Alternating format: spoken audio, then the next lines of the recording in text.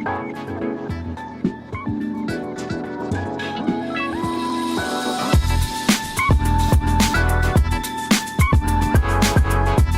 up, guys? Welcome to another Porsche video.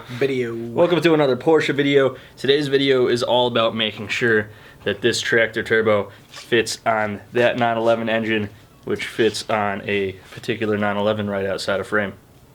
Yeah, we did a little bit of measuring already, and there might be a little bit of fabrication that we need to do, but we think it's going to be fairly easy. So we think that once it's bolted to the engine, it'll fit fine inside the body of the car. Like a subscriber pointed out, it's not going to clear the, there's an engine tin that prevents hot exhaust gas, well not gas, hot exhaust air to be sucked up into the fan.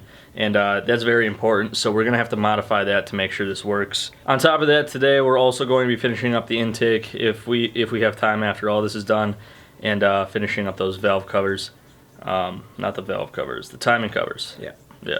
It's still early. We're getting an early start because it's winter and we don't want to run out of time. We're just going to get right into this. Yeah, let's do it. Alright, we never got around to sealing this back up because we ripped apart one of our gaskets when we took these off to put Loctite on the inner studs here. So we got the sweet Victor Reigns gasket that we're putting on here. And that should be it. We should just slap this on, assuming it's the right one, which... Flip it. Yeah, it is. The covers go on, and then the oil lines get hooked up, and then we don't have to worry about that anymore. We like that some of you have kids that want to watch too, so we'll do our best to cut back on some of the curse words if it's absolutely necessary, because sometimes cursing is the only thing that alleviates the pain from building cars. We'll put a little warning on screen before it happens. Earmuffs. Yeah, cursing incoming.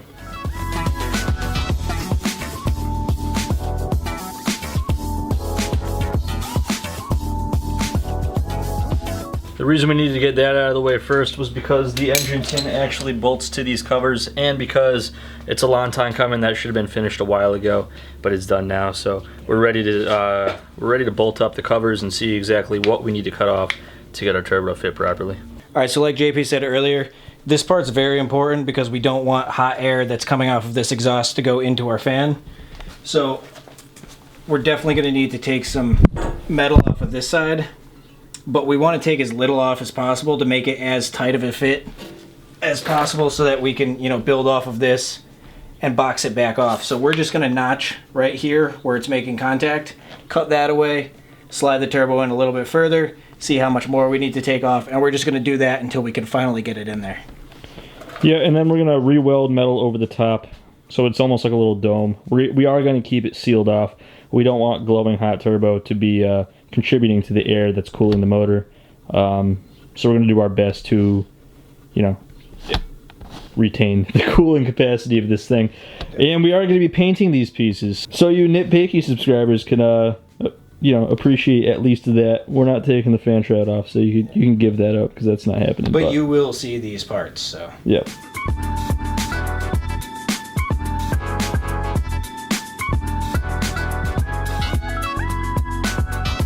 Alright, so the goal now is to see where that got us, and we'll take material off as needed, but it's going to have to be at least that. Yep. Round one. Needs to go in this way a little bit more. We might clear this top bar, so that's good. Because then when we build the box, we can just literally weld and then weld, and it'll be good. So we're going to go back another, how far do you think? Looks like... An inch? 3/4 of an inch, yeah. It's actually not touching the cold side. It's this tube. What tube? Oh, that. Yeah. It is touching the hot side, though. Yeah, it is touching the hot side. Well, this tube's hitting the intake over. Well, that's cool because we're not using that tube. Yeah. All right, so we got the cutout that we need. It's the shape that we need. The turbo fits in there. We just need to build a box to go on top of that. In order to do that, we're gonna need more than this tiny little cutting wheel. So JP's just taken off to Home Depot. He's gonna grab some more cutting wheels. In the meantime, like we said, we are painting all of these pieces. And in order to paint them, they need to be degreased and cleaned. So I got the dirty job.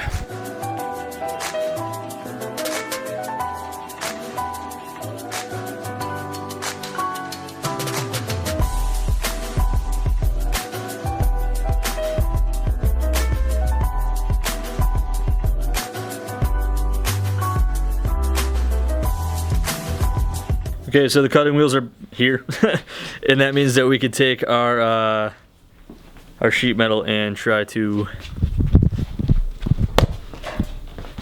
modify this into a way in which a tractor turbo fits on this motor. We're basically there. This doesn't hit it anymore. Now we just need to make sure that the heat shield properties are retained, and we could bolt down the exhaust and bolt the turbo to it and have fun with that. And then I think the next thing we have to do is test fit it in the car before we put a bunch of work in intercooler piping, because we need to know exactly where our clearances are. No point in doing intercooler stuff when we have no idea how it fits in there. So let's get this done, let's get this painted, let's get all this shit bolted to it, and then I guess we'll put the car in here, and whether or not it happens this time around. Oh, it's definitely not happening today. No, this is actually taking a lot of work. You guys can notice the sun is, you probably can't notice the sun's getting low though. I fucking hate you. To everyone who commented, we asked you guys what you thought, last video about stuff you don't like. We know that these wheels are cancer. We understand that. This car is not done. We're not just going to leave the headlight buckets like that. We're also going to wide body the car, and a lot of things are going to be repainted, and then it's getting a vinyl wrap. There's also a little wing that's going on it. We're going to put a front bumper on. We know it looks like hot ass, but it's not done yet, so just chill. We're not leaving it like this. In addition to that, that's not staying that color.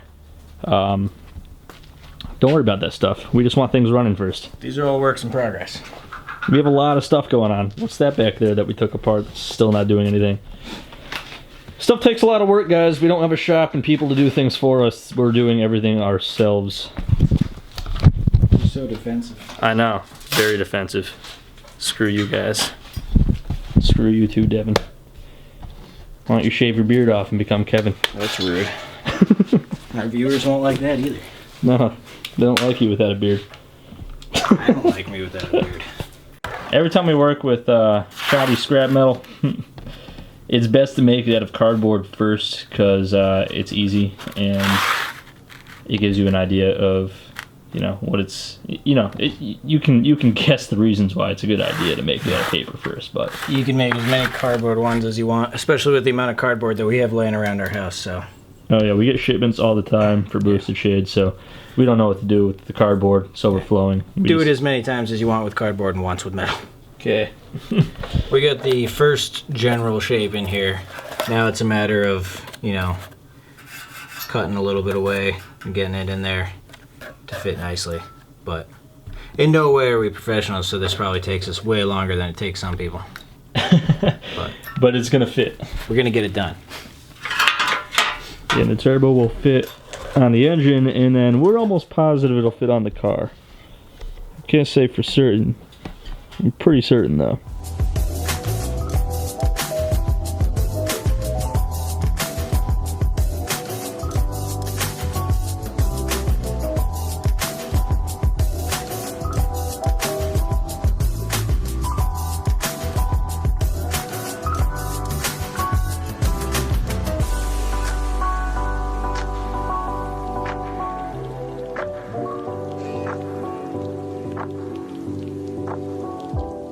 Doesn't look like complete garbage. Let's see how it lines up. We left this side open because there's going to be a tube here with an air filter on it, and then we still got to figure out the intercooler. I'm not sure if we're going to have enough room for both pipes over here. We might have to move the other one somewhere else, but we need to get the intake of the turbo off the ground and up here. One, because there's rocks on the ground. Two, because there's no room for a filter down here, and cooler air is up here anyway, so that's why we're probably going to end up cutting all of this out, make way for a big old filter. But we'll tack this up, grind that down, and tomorrow we'll have all of this painted and we could actually move on to the intake. This took a long time, so we didn't get to the intake today. But that's just more content. This is going to be a big long project from right now until getting it in the car. But we're committed to doing it and making all the videos. We had a pretty significant mess up in which we forgot to consider that the distributor exists. So Devin's cutting out a second shape. A much more ridiculous, shitty shape that's gonna be way harder to do, but we'll try. So this is here, and the issue with the box was that obviously it hit the diaphragm. We had that taken out because we still have to clean it, and we just completely forgot that it existed, and stuff happens. Alright, yeah, so we just got to grind this corner down that we can fill in that gap no problem with a little bit of weld.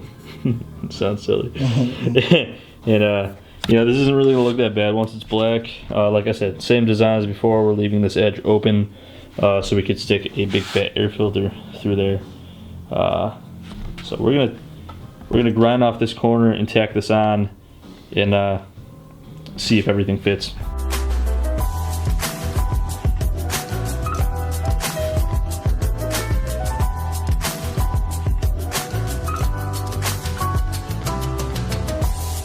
Okay, we got the new heat shield done and tacked on. So this actually bolts on these ledges that are on the timing covers.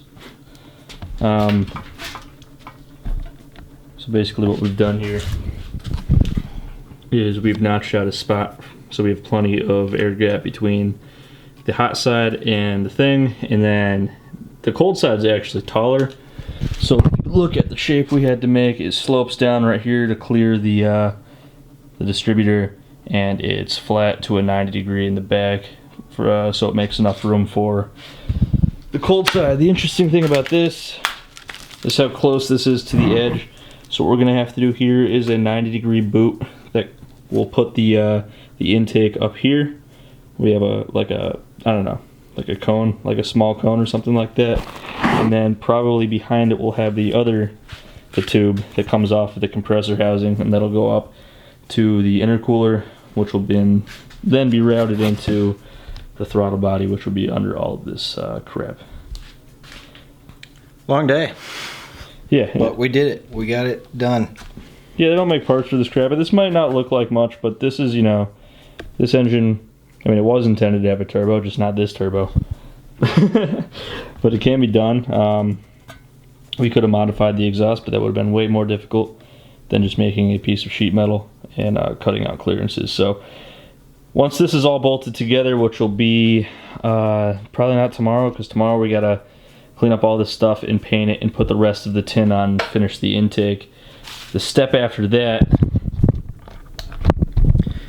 is actually putting it in the car to make sure that the turbo doesn't hit the inside of the car. But we looked in there today and we took some measurements, and it looks like it's gonna be fine, but you really don't know until you actually try to do it. So we're gonna do a test fit. And then once we know that that fits, we can get on, actually planning out the intercooler piping and intake piping that we need to, put up there. All right, guys, it's gonna wrap this one up. It doesn't seem like we got a lot done, but we did, because now the turbo fits on the engine without hitting anything on the engine. Really, the next thing that we have to worry about is if it fits in the car correctly. Which we're not too worried about. We took some measurements today, and we won't find out until we actually can, jack it up in there and see how it goes. Part of the reason this took a little bit longer than normal was because, of course, we made the first heat shield without considering that the distributor actually exists. We had the distributor taken out to clean it, and we just never put it back in. And we made the first design, we forgot that it was there, and we went to put it on, and it didn't work. So we had to make another one, and unfortunately we run out of daylight super quick here, and days are pretty short right now. So we're gonna get an early start again tomorrow and just keep chipping away at this, and it'll get done. Devin's gonna go ahead and pick a winner for this video's giveaway. If you're unfamiliar with our channel, we give away products from boostedshades.com every single video. All right, this video's winner is Jesse6464. Okay, Jesse, you can hit us up at Teamboosted at boostedshades.com or through any of our social media platforms, and we'll ship you your prize. If you're interested in winning the giveaways, all you have to do is leave a like on the video if you actually liked it, subscribe to the channel, and leave a comment down below. Any comment is eligible. Sometimes we ask a question at the end of the video, and you can choose to answer it. This video's question, we've asked in the past what your most favorite car was, and we've even expanded upon that in different eras and everything like that. This video's question is, what's your least favorite or your most hated car of all time? What car can you just not stand, even if it's something that is universally hated or something that some people really like and you don't like for some reason? So leave your most hated car in the comment section, or any comment is eligible. And that's going to do it for this one. As always, guys, thanks for watching. We'll see you next time.